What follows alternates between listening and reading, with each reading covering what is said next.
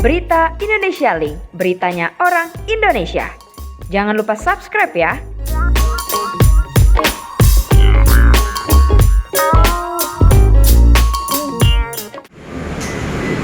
Oke. Yang tentang Atta, Gus, kemarin gimana Gus, update pesantren seperti apa? Bisa diceritakan Gus? Jadi karena saya sering ke tempatnya Atta, kemudian kebetulan ulang tahun pondok, pas kebetulan juga akan ada pertandingan di Solo, Atta dan Putra alhamdulillah bisa datang ke pondok. Sebelumnya juga ada Kang Arman. Itu dalam rangka ulang tahun pondok saya ke-9. Karena memang kebiasaan saya kalau ulang tahun atau momen-momen tertentu saya menghadirkan para artis. Kebetulan hari ini kayak Kang Arman, kayak Atta itu dekat dengan saya, mereka berikan untuk hadir. Alhamdulillah, memang ada Atta Halilintar, kemudian ada Kang Arman, Gigi, kemudian ada Putra Siregar, dan juga ada Mau Hercules yang hari ini dekat dengan saya.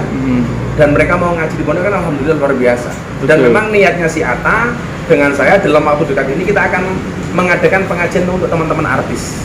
Saya kebetulan ada tempat di Patra Kuningan, Atta dan kawan-kawan sudah rembukan, insya Allah menyambut hari 28 Oktober Sumpah Pemuda kita akan mengadakan pengajian untuk teman-teman artis. Ya berarti melihat Atta yang sekarang lebih religius, ini sebuah apa? Saya sangat bersyukur dan saya pikir Kemajuan ya, dari pernikahan, dari pernikahan, termasuk bagaimana religiusnya si Aurel, yang hari ini istiqomah dengan jilbabnya, si Atta yang tambah sering bertanya kepada saya, itu dia kemajuan yang luar biasa bagi seorang Atta Halilintar.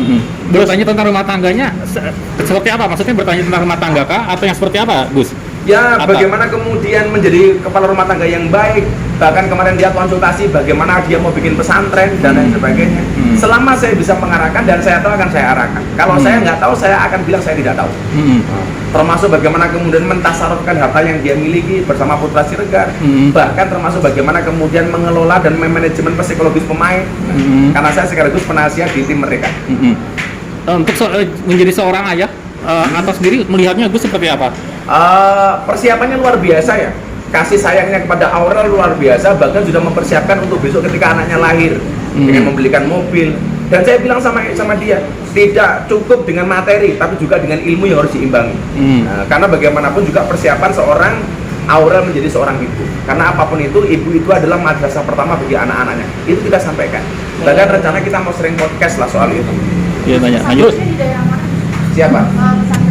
Nanti akan didirikan sama Atta sendiri. Ayo. Gitu, jelas sudah ada tanah, ini mau dibuat untuk pesantren. Berarti dalam waktu dekat atau kapan lagi? Saya nggak tahu karena kesibukan dia ngurusi bola sama persiapan jabang bayinya lahir. Saya nggak tahu kapan itu mau dideklarasikan. Tapi yang jelas dalam waktu dekat ini kita akan membuat pengajian teman-teman artis yang dikomandoi oleh Atta Halilintar. Ayo, Artisnya siapa? Ya ada Farel, ada macam-macam banyak. Kalau dalam rangka apa sih dia mau pesantren? Kenapa? Dalam rangka apa dia mau? Ya dia pengen mendedikasikan harta dan hidupnya untuk pendidikan. Tidak hanya untuk bola, tidak hanya untuk bisnis, tapi dia kayaknya pengen membuat pesantren yang santripreneur. Jadi santri yang paham dengan wirausaha. Dan saya pikir ini penting banget. Gus, masuk. Atta menanyakan soal nama anak nggak Gus dalam Islam itu? Belum, tapi sudah saya kasih tahu bahwa kewajiban orang tua kepada anak salah satunya adalah ayu hasina ismau ida walada, memberikan nama terbaik kepada anak-anaknya. Nanti namanya apa saya nggak tahu. Mungkin Gus punya referensi kira-kira nama yang cocok untuk anaknya Atta Ya, dan Aurel. keluarganya Herman sudah asik, Anam kan masuk Atta jadi Asep, A7. Mungkin ya bisa jadi juga namanya juga saya kurang paham deh. Nanti mungkin masih ada banyak pertemuan, nanti juga tanggal 11 saya akan ketemu lagi dengan dia. Gus, soal lihat kemarin Gus di iya, pesantren Gus, Atta Halilintar sempat tausiah kan Gus? Dapat dong, saya mau dia berbagi sharing tentang pengalaman dia membangun YouTube. Bagaimana kemudian memotivasi santri supaya menjadi santri yang berhasil. Bagaimana hari ini memanfaatkan medsos, memanfaatkan Instagram, YouTube itu dikasihkan tahu Atta kepada anak-anak santri di pondok. Saya bilang kamu santri senior yuk, ngasih tahu adik-adik kamu. Dan dia seneng.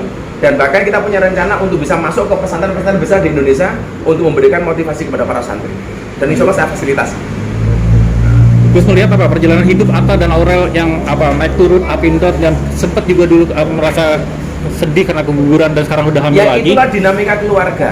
Begitu si Aurel waktu itu keguguran, dia telepon saya lama sama Aurel, saya bilang besok lagi kalau hamil please jangan buru-buru dideklar.